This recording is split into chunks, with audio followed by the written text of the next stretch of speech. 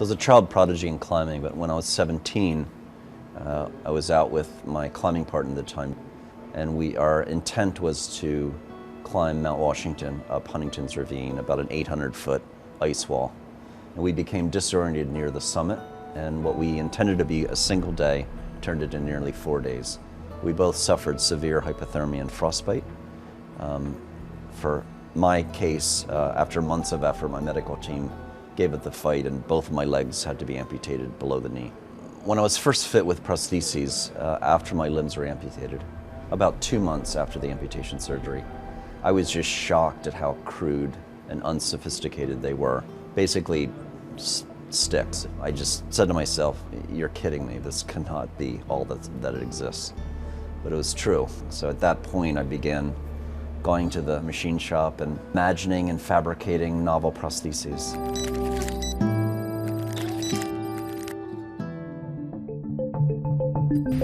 I believe in the near future, in a decade or two, when you walk down the streets of Boston, you'll routinely see people wearing Bionic systems. Systems that reduce the stress throughout their body when they run, or enable them to jump higher, run faster. The mission of my group here at MIT is to expand human capability, expand expression through the use of novel technology. Today I'm actually able to stand and walk and run using Bionics and bionic limbs that I invented. So each prosthesis has very small computers the size of a fingernail, 12 sensors and muscle tendon-like actuators. The computers take in sensory information, and then running an algorithm, the computers control motors that enable me to stand, walk, and run. But we also build Bionics for human augmentation.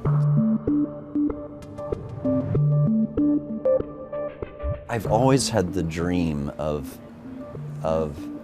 inventing exoskeletal structures that would enable anyone to walk with less energy, run with less energy, move faster with complete ease. But no one succeeded until recently.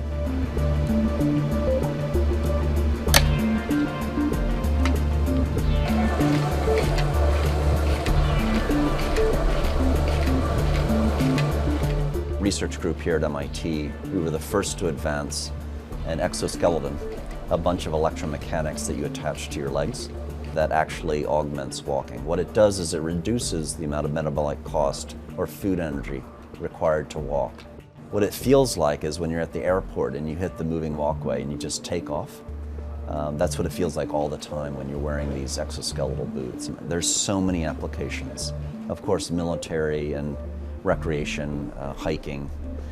There are challenges, ethical issues that society will have to face as we march into this century. But I feel that we can simultaneously end disability in this century and all this profound human suffering caused by disability through Bionics.